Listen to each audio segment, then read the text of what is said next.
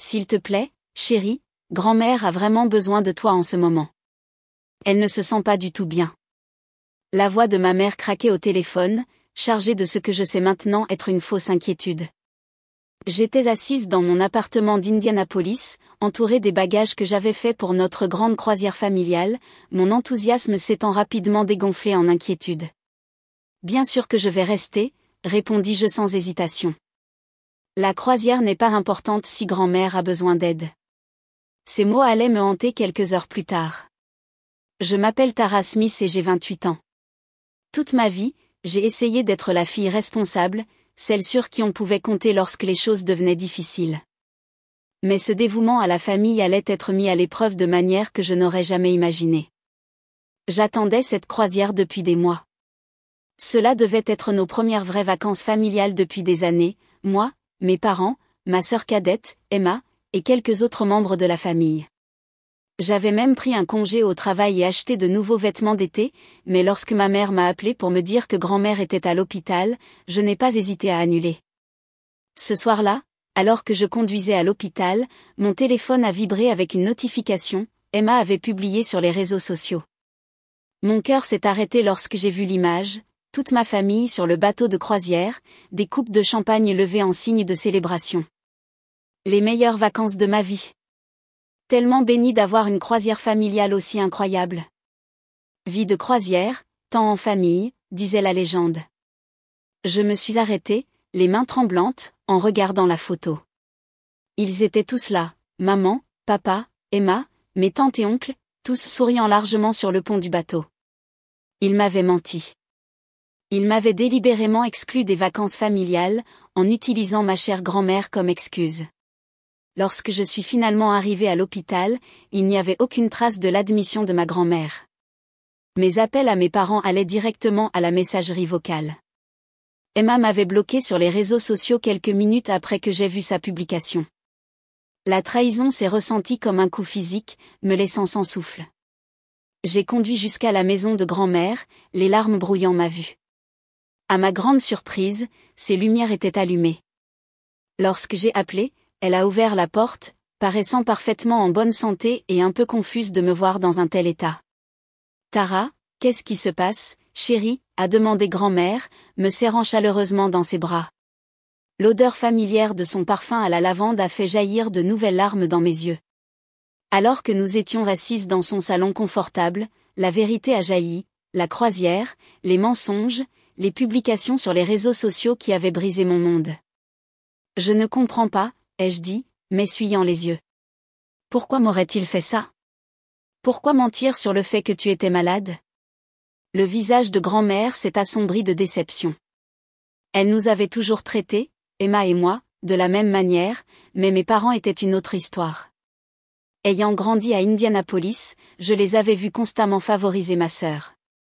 Lorsqu'Emma voulait des cours de danse, ils trouvaient l'argent. Lorsque j'avais besoin d'aide pour les frais de scolarité universitaire, je devais contracter des prêts. J'ai pensé à toutes les fois où j'avais rendu visite à grand-mère au fil des ans, l'aidant pour les courses, l'emmenant à des rendez-vous médicaux ou simplement en restant assises ensemble à regarder de vieux albums photos. Emma nous rendait rarement visite à moins d'avoir besoin de quelque chose, généralement de l'argent, pourtant, elle restait d'une certaine manière, la fille dorée, aux yeux de nos parents. Ta mère m'a appelé la semaine dernière, a révélé grand-mère, la voix tendue par la colère. Elle m'a demandé de suivre le jeu si tu venais, de faire semblant d'avoir été à l'hôpital. J'ai refusé, bien sûr. Je n'avais aucune idée qu'ils allaient vraiment mettre ce plan à exécution. Les billets de croisière n'avaient pas été bon marché, près de 2000 $ par personne pour une aventure caribéenne d'une semaine. J'avais économisé pendant des mois pour payer le mien, faisant des heures supplémentaires dans le cabinet comptable où je travaillais. Je me demandais maintenant s'ils avaient prévu de m'exclure dès le début, si l'argent de mon billet avait d'une manière ou d'une autre financé la cabine de quelqu'un d'autre. Tu sais ce qui me fait le plus mal, ai-je dit, regardant mes mains. Ils n'avaient même pas besoin d'une excuse élaborée. Ils auraient pu me dire qu'ils ne me voulaient pas là. Au lieu de cela, ils t'ont utilisé, sachant combien je m'inquiète pour toi, pour me manipuler. Grand-mère a pris ma main, avec une prise étonnamment forte. Parfois, les gens te montrent exactement qui ils sont, même lorsqu'il pense le cacher, a-t-elle dit sagement. La question est, que vas-tu faire avec cette connaissance? Je l'ai regardé, voyant quelque chose de féroce et de déterminé dans ses yeux. Je ne savais pas que grand-mère avait observé la dynamique de notre famille de plus près que quiconque, et qu'elle avait ses propres plans. Alors que j'étais assise avec grand-mère dans son salon, mon téléphone a vibré à nouveau. Cette fois, c'était un SMS de groupe de ma cousine, Na, qui ne savait pas que j'avais été exclue de la croisière. Elle avait l'intention d'envoyer des photos des vacances à tous les membres du chat de groupe familial, sans se rendre compte que je n'étais pas censée les voir. Mon cœur s'est affaissé lorsque j'ai fait défiler les images. Voilà Emma portant la robe d'été que je l'avais aidée à choisir pour le voyage, mes parents se relaxant au bord de la piscine, des cocktails à la main, toute la famille réunie pour un dîner formel, tous habillés élégamment et riants. Mais ce qui a attiré mon attention, c'est le collier en diamant de ma mère, celui que grand-mère lui avait offert il y a des années, destiné à être transmis aux deux filles à leurs 30 ans. Elle le lui a déjà donné, n'est-ce pas, ai-je demandé, montrant la photo à grand-mère. Même si je suis l'aînée, même si nous étions censés le partager. Grand-mère s'est penchée en avant pour regarder la photo, son expression se durcissant. Ce collier fait partie de notre famille depuis 3 générations, a-t-elle dit à voix basse. Ton arrière-grand-mère a divisé ses bijoux entre ses filles équitablement. C'est pourquoi je l'ai donné à ta mère avec des instructions spécifiques. Puis, grand-mère a révélé quelque chose qui a glacé mon sang, la croisière n'avait pas été payée avec l'argent de mes parents du tout. Il y a 2 mois, elle leur avait donné 15 000 $ pour planifier des vacances familiales, déclarant explicitement que c'était pour nous tous. Au lieu de cela, ils avaient utilisé ma part pour améliorer leur propre cabine et réserver des excursions supplémentaires. J'ai observé, a poursuivi grand-mère, la voix chargée de déception, pendant des années. J'ai vu comment ils te traitaient différemment. J'espérais qu'ils changeraient, qu'ils réaliseraient ce qu'ils faisaient, mais ceci est la goutte d'eau qui a fait déborder le vase. Elle s'est levée et s'est dirigée vers son bureau, sortant une grosse enveloppe en manila. Je n'allais pas te montrer ça tout de suite, mais tu as besoin de le savoir. J'ai gardé des registres, chaque fois qu'ils ont favorisé Emma, chaque fois qu'ils ont profité de ta gentillesse, chaque centime qu'ils ont dépensé différemment entre vous deux. À l'intérieur de l'enveloppe se trouvaient des relevés de comptes bancaires, des photos, des emails et des notes manuscrites couvrant des années. Mes mains tremblaient lorsque je les lisais. La vérité était exposée en noir et blanc. Le schéma de favoritisme n'était pas seulement dans ma tête, il avait été calculé, constant et délibéré. Mais pourquoi, ai-je murmuré, le poids des années de manipulation psychologique et de négation s'abattant sur moi? Pourquoi m'ont-ils toujours fait sentir que je l'imaginais? Les yeux de grand-mère brillaient d'une détermination que je n'avais jamais vue auparavant. Parce que c'est ce que font les gens lorsqu'ils savent qu'ils ont tort. Ils essaient de te faire douter de toi-même.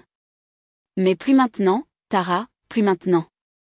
La croisière familiale était prévue pour durer 7 jours.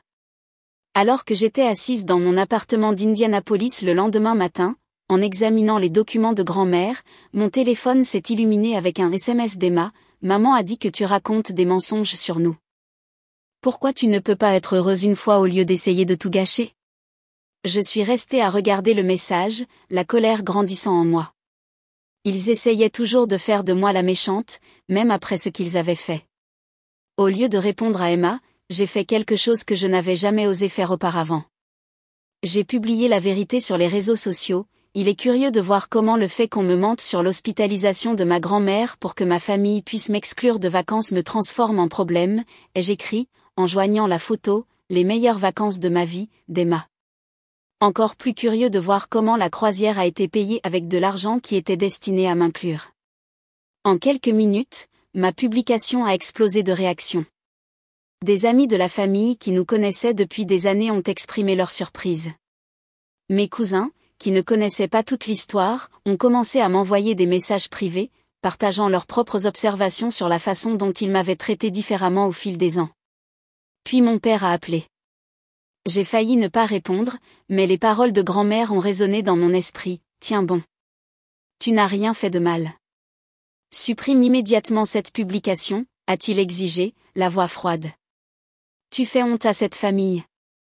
Non, papa, vous avez fait honte à cette famille lorsque vous avez menti sur le fait que grand-mère était malade, lorsque vous avez pris son argent, de l'argent destiné à nous tous, et que vous l'avez utilisé pour m'exclure. Ce n'est pas comme ça que ça s'est passé, a-t-il argué. Nous avions besoin d'une pause de ton, Constant. Mon Constant quoi, papa? Ma constante fiabilité? Mon aide constante auprès de grand-mère? Mes efforts constants pour faire partie de cette famille, malgré la façon dont on me traite? La ligne est restée silencieuse un instant. Lorsqu'il a reparlé, sa voix était différente, menaçante. Si tu ne supprimes pas cette publication et que tu ne t'excuses pas publiquement pour tes mensonges, tu le regretteras. Tu n'as aucune idée de ce qui est en jeu ici. Tu me menaces? Je te préviens. Ta mère et moi t'avons protégé toutes ces années, nous t'avons caché certaines choses. Si tu veux jouer à ce jeu, d'accord, mais souviens-toi, tu n'es pas la seule qui peut raconter des histoires. L'appel s'est terminé, me laissant tremblante. De quelles choses m'avait-il protégée? Quelles histoires pourrait-elle raconter? J'ai immédiatement appelé grand-mère. Ils essaient de m'intimider, lui ai-je dit. Papa dit qu'ils m'ont protégé de quelque chose, mais il ne dit pas de quoi. Grand-mère a gardé le silence pendant un long moment. Va voir tes emails, a-t-elle finalement dit. Je vais t'envoyer quelque chose. Il est temps que tu saches tout. Alors que j'ouvrais mon ordinateur portable, les mains tremblant légèrement, je me suis rendu compte que c'était plus important qu'une simple croisière familiale. Quoi qu'il y ait dans cet email, cela changerait tout, et à en juger par le ton de grand-mère, mes parents avaient de bonnes raisons de s'inquiéter de ce que je pourrais découvrir. Mes mains tremblaient lorsque j'ai ouvert l'email de grand-mère. À l'intérieur se trouvait un scan d'un document daté d'il y a 25 ans, un contrat de fiducie qui m'a coupé le souffle. Selon les documents, mon grand-père maternel avait laissé une fortune importante avant de mourir, destinée à être partagée équitablement entre tous ses petits-enfants lorsqu'ils atteindraient l'âge de 30 ans. La fiducie valait plus de 2 millions de dollars. Mais il y avait plus. Une série de relevés de comptes bancaires montrait des retraits réguliers du fonds de fiducie au fil des ans, de l'argent qui avait été utilisé pour financer les cours de danse d'Emma, son éducation dans une école privée, ses frais de scolarité universitaire et même son récent mariage. Tout avait été pris de ce qui était censé être ma part. Il vous vole depuis que j'avais 3 ans, ma voix s'est terminée, creuse. Les chiffres étaient stupéfiants. Plus d'un demi-million de dollars avaient été détournés de mon fonds fiduciaire au fil des ans, alors que je travaillais à plusieurs emplois pour payer mes études universitaires. Juste à ce moment-là, un autre email est arrivé, cette fois de mon oncle Michael. Tara, je ne peux plus me taire.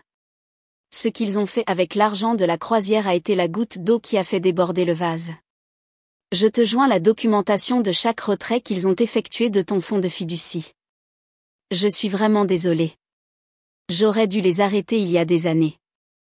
Les pièces jointes ont révélé une vérité encore plus sombre.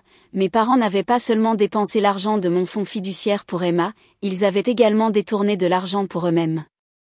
La croisière n'était que le dernier exemple de leur plan en cours. Pourquoi ne me l'as-tu pas dit avant, ai-je demandé à grand-mère, essayant de comprendre l'ampleur de la trahison. Je n'ai découvert l'ampleur de cela que récemment, a-t-elle répondu.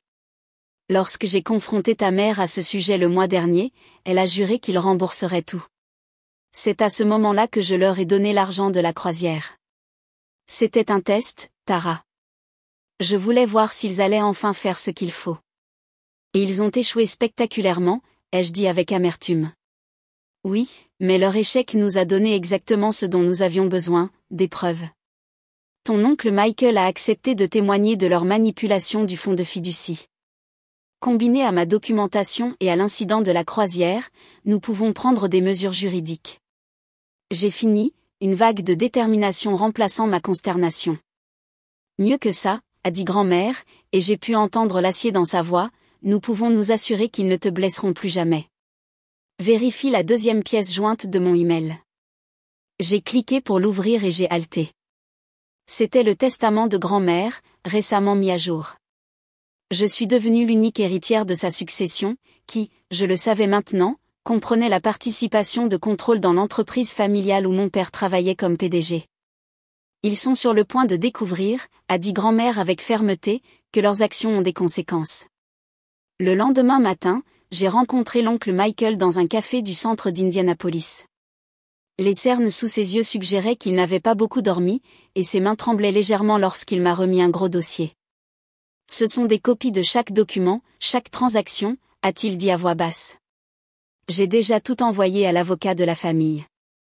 Tes parents vont essayer de lutter contre ça, Tara. Ils m'ont déjà appelé 6 fois depuis que j'ai envoyé cet email. Qu'est-ce qu'ils disent, ai-je demandé, feuilletant les preuves accablantes d'années de manipulation financière. Ils affirment que tout a été fait en pensant à tes meilleurs intérêts, qu'ils te protégeaient d'avoir trop d'argent trop jeune. Il a secoué la tête avec dégoût. Mais j'ai trouvé quelque chose d'autre, quelque chose qu'ils ne savent pas que je sais. Il a sorti un autre document, celui-ci montrant une série de transferts récents vers un compte offshore. Il prévoit de quitter le pays, Tara. Ils ont déplacé de l'argent, se préparant à quelque chose. La croisière n'était pas seulement des vacances, c'était un test. Ils vérifiaient si leur passeport déclencherait un signal d'alarme. Mon sang s'est glacé. Ils prévoient de s'enfuir avec ce qui reste de mon fonds de fiducie. Oui, et Emma est impliquée. Elle les a aidés à créer des comptes à son nom pour cacher l'argent. Juste à ce moment-là, mon téléphone a vibré. C'était un SMS d'Emma, je sais ce que tu fais. Tu as toujours été jalouse de moi, et maintenant tu essaies de tout gâcher. Eh bien, tu sais quoi? Il est trop tard. Au moment où tu t'en rendras compte, nous serons partis, et tu n'auras rien. J'ai montré le SMS à l'oncle Michael, dont le visage a pâli. Il bouge plus vite que je ne le pensais. Nous devons agir maintenant. J'ai immédiatement appelé grand-mère. Elle a répondu au premier coup de fil, comme si elle attendait. Ils sont dans l'entreprise familiale en ce moment, a-t-elle dit sans préambule. Ton père est en train de vider son bureau. La sécurité vient de m'appeler. Peuvent-ils l'arrêter? Mieux que ça. J'ai déjà appelé la police et la division des crimes financiers du FBI. Ils sont en route. Mais Tara, elle a fait une pause, tu dois y aller. Tu es maintenant l'actionnaire majoritaire. Les papiers ont été déposés tôt ce matin. Je me suis levée, ma chaise grinçant contre le sol. Ils ne le savent pas encore, n'est-ce pas? Non, et c'est notre avantage. Arrive Y avant qu'ils ne puissent détruire des preuves. La documentation de l'oncle Michael prouve le vol, mais il pourrait y avoir plus de choses que nous ne connaissons pas. Alors que je courais vers ma voiture, un autre SMS est arrivé, cette fois de ma mère, fille ingrate. Après tout ce que nous avons fait pour toi, tu le regretteras. Mais pour la première fois, ces menaces ne m'ont pas fait peur. J'avais la vérité de mon côté, et surtout, je n'avais rien à perdre. Je suis arrivée au siège de l'entreprise familiale juste au moment où mes parents sortaient, portant des boîtes du bureau de mon père. Emma était avec eux, paraissant nerveuse en regardant autour d'elle. Ils se sont figés lorsqu'ils m'ont vu sortir de ma voiture. « Que fais-tu ici » a exigé mon père, essayant de maintenir sa voix autoritaire de PDG, mais j'ai pu voir la peur dans ses yeux. « C'est curieux, je m'apprêtais à vous poser la même question, ai-je répondu calmement, surtout parce que vous sortez des objets de mon entreprise sans autorisation. »« Ton entreprise » s'est moqué Emma. « De quoi parles-tu » J'ai levé mon téléphone, montrant les documents de propriété. Grand-mère m'a transféré ses actions de contrôle ce matin, et en tant que nouvel actionnaire majoritaire, je suis très intéressée par ces boîtes que vous chargez. Contiendront-elles par hasard des preuves de ce que vous avez fait avec mon fonds de fiducie? Le visage de ma mère est devenu blanc. Derrière eux, des voitures de police sont entrées sur le parking, les lumières allumées. Des agents du FBI sont sortis de véhicules non identifiés, et j'ai vu arriver la voiture de l'oncle Michael avec grand-mère sur le siège passager. Tu ne comprends pas, a supplié ma mère, la voix tremblante. Tout ce que nous avons fait était pour cette famille. Non, l'ai-je corrigé, tout ce que vous avez fait était pour Emma, et maintenant vous prévoyez de vous enfuir avec ce qui reste de mon argent. Je me suis tournée vers ma sœur. As-tu apprécié la croisière, Emma? Ça valait le coup? Les agents du FBI se sont approchés alors qu'Emma se mettait à pleurer. Mon père a essayé de l'éloigner, mais il était trop tard. La vérité les avait finalement rattrapés tous. 3 mois plus tard, j'étais assise dans le jardin de grand-mère à Indianapolis, regardant les feuilles d'automne tomber alors que nous partagions notre café du matin. L'enquête du FBI avait révélé plus de choses que nous ne l'avions soupçonné. Mes parents avaient détourné non seulement de mon fonds fiduciaire mais aussi de l'entreprise. Ils faisaient maintenant face à des accusations fédérales ainsi qu'à des poursuites civiles supplémentaires de la part des actionnaires. Emma avait conclu un accord avec les procureurs, acceptant de témoigner en échange de l'immunité. Elle avait déménagé au Minnesota, finalement obligée de subvenir à ses propres besoins sans le soutien financier de nos parents. Son dernier message pour moi était de longues excuses, mais certaines blessures sont trop profondes pour que de simples mots puissent les guérir. Tu sais, a dit grand-mère, buvant son café, ton grand-père serait fier de la façon dont tu as géré tout ça. Il disait toujours que l'argent révèle le vrai caractère des gens. J'ai hoché la tête, pensant aux changements que j'avais mis en place dans l'entreprise. Sous ma direction, nous avions mis en place un programme de bourse d'études pour les enfants des employés et créé un système financier plus transparent. L'entreprise prospérait, construite sur l'intégrité plutôt que sur la tromperie. Je n'ai jamais voulu de tout ça, ai-je admis. Je voulais juste qu'on me traite équitablement. Grand-mère a tendu la main et a serré la mienne. Parfois, les plus grandes bénédictions de la vie sont déguisées en leurs plus grands défis. Tu as transformé leur trahison en quelque chose de positif. Elle avait raison. J'avais trouvé ma force, mon but, surtout, mon estime de soi. Cette croisière qu'ils avaient prise sans moi? Après tout, ce n'avaient pas été les vacances de leur vie. Cela avait été le début de leur chute et le début de ma nouvelle vie.